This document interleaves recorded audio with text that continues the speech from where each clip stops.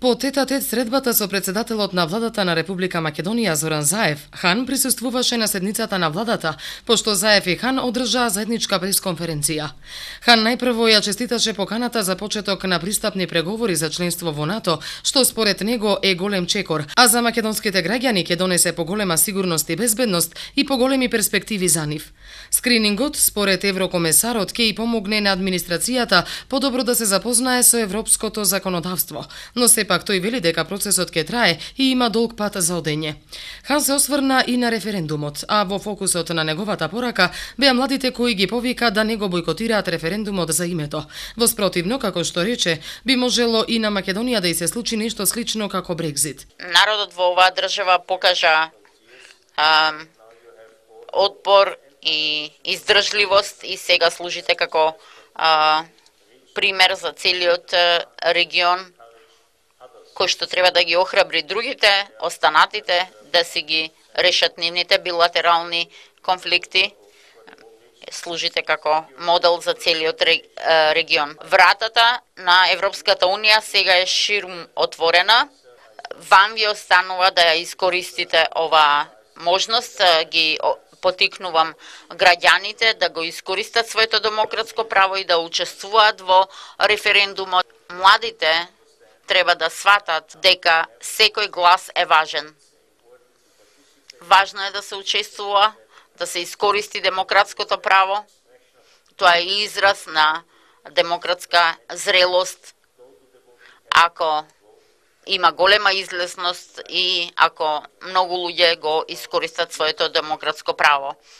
Се работи за вашата земја, се работи за вашата иднина. Премиерот Зоран Заев рече дека поканата се должи на испорачаните резултати на оваа влада од јуни минатата година до сега. На заедничката владина седница со еврокомесарот Јоханес Хан ги дефинирале следните чекори за спроведување на скрининг, подготовка на преговорите и динамика за преговорите. Република Македонија од тогаш спроведе успешен првичен реформски план 369, кој ги отпочна длабоките реформи во клучните области на реформи во правосудството, реформи во јавната администрација и реформи во безбедносните служби. Врз основа на успехот на тој реформски план и спроведувањето на итните реформски приоритети, Македонија доби во април оваа 2018 година безусловна препорака за почеток на преговорите за членство со Европската Унија. Почитувани граѓани на Република Македонија, преговорите за членство со Европската Унија се историска задача за институциите, но и за целото општество.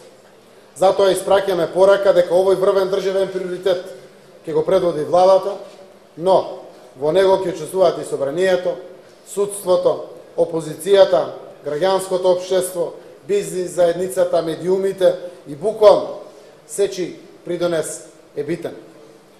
Последната делница од патот до членство на Европската Унија денеска е јасно одбележена. Македонија оди напред.